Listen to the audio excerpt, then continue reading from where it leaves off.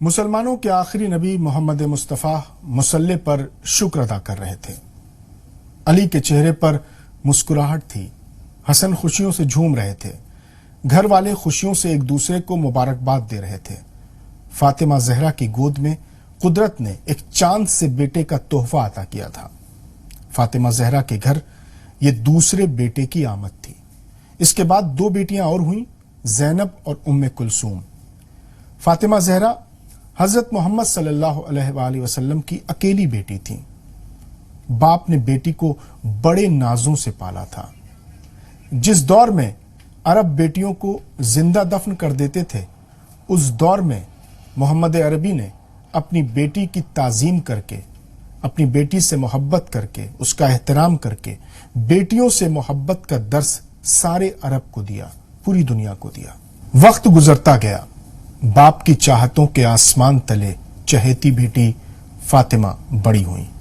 Be be Fatima جب بڑی ہوئیں تو آپ کے لیے بڑے بڑے گھرانوں سے شادی کے لیے رشتے آنے لگے۔ محمد عربی ہر پیشکش کو ٹالتے رہے۔ ادھر سردار قریش حضرت ابو طالب کے بیٹے امام علی بھی بڑے ہو چکے تھے اور محمد عربی کے شانہ بشانہ سائے کی طرح ساتھ رہنے لگے۔ محمد اور علی کی ایک دوسرے کے لیے محبت اور عقیدت کسی سے چھپی نہیں تھی۔ علی کو ان کے کچھ ساتھیوں نے مشورہ دیا کہ آپ بھی اپنی پیشکش کریے۔ امام علی نے جواب دیا کہ جب بڑے بڑے شہزادوں کے پیغام کا کوئی جواب نہیں ملا تو میں تو ایک محنت کش ہوں، میں مزدور ہوں، میرے پاس کیا ہے۔ لیکن ساتھیوں نے اصرار کیا تو علی نے اپنی خواہش رسول اللہ سے ظاہر کر دی۔ رشتہ قبول ہوا، شادی ہوئی، زندگی خوشگوار گزرنے لگی۔ جو بھی دیکھتا وہی کہتا کہ یہ جوڑا فرش پر نہیں عرش پر بنا ہے۔ زندگی گزر رہی تھی، زمانہ بڑی تیزی سے بدل رہا تھا۔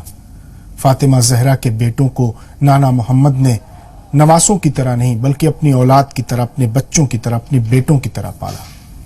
مسجد جاتے تو حسن حسین ساتھ، محفل میں شریک ہوتے تو دونوں نواسے ساتھ، بازار جاتے تو دونوں نواسے ساتھ۔ محبتوں، شفقتوں، دلار اور پیار کے ساتھ نواسوں کی پرورش ہوئی۔ لیکن دنیا میں ہمیشہ کون رہتا ہے؟ موت پر حق ہے۔ علی کی گود میں محمد مصطفیٰ نے آخری سانسیں لی۔ بچے قدموں سے لپٹے رو رہے تھے، وہی چہتے نواسے اپنے نانا کے قدموں پر گرے رو رہے تھے۔ فاطمہ زہرا کے گھر میں صف ماتم بچھ گیا۔ پیغمبر اعظم کے بعد تو دنیا ہی بدل گئی۔ گھر والوں سے لوگوں نے ایسے نظریں پھیر لی جیسے پہچانتے ہی نہ ہوں۔ ابھی نانا کے غم میں بچوں کی آنکھیں سوکھی بھی نہیں تھیں کہ پیاری ماں کی جدائی کا غم بھی ان بچوں کو اٹھانا پڑا۔ چہتے بچے، نازوں سے پالے بچے، بڑوں کے بغیر بابا علی کے ساتھ اداس اداس زندگیاں گزارنے لگے۔ علی نے بھی بڑی ذمہ داری اور محنت سے اپنے بچوں کو پالا۔ مدینہ چھوڑ علی بچوں کو لے کر عراق کے شہر کوفہ آ گئے، لیکن خاندان محمد کے دشمن پیچھا کرتے ہوئے وہاں بھی پہنچ گئے۔ ایک روز علی صبح کی نماز پڑھنے کے لیے مسجد گئے کہ وہیں پر حملہ نے آپ پر زہر میں بجھی تلوار سے ایسا حملہ کیا کہ آپ زخموں کی تاب نہ لا سکے اور حملے کے تیسرے دن آپ شہید ہو گئے۔ علی کے یتیم بچوں کا اب کوئی سہارا نہیں رہا۔ بچے واپس مدینے لوٹ گئے، لیکن یہاں بھی انہیں سکون سے نہیں رہنے دیا گیا۔ بزرگوں کے بعد بچوں پر گہرا صدمہ اس وقت پڑا جب بڑے بھائی حسن کو زہر دے کر شہید کر دیا گیا۔ بس یہیں سے کربلا والے حسین کا امتحان شروع ہو گیا۔ بڑے بھائی حسن کی شہادت کے بعد اب ساری ذمہ داریاں حسین پر تھیں۔ اب زمانہ حسین کا دشمن ہے، وہی حسین جس کی ولادت پر جھومے تھے محمد، مسکرائے تھے علی، سجدے میں گئی تھی فاطمہ، خوشیاں منائی تھیں حسن نے۔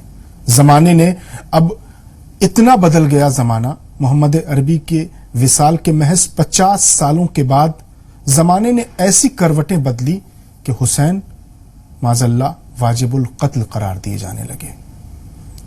زمانے نے محمد اور علی کی دشمنی کا سارا بدلہ حسین سے لینے کا فیصلہ کیا۔ اگلے ایپیسوڈ میں ہم آپ کو تفصیل سے بتائیں گے۔ فاطمہ کے چین کو، نبی کے نور عین کو، فاطمہ کے چین کو، نبی کے نور عین کو، خدا حسین کو سلام۔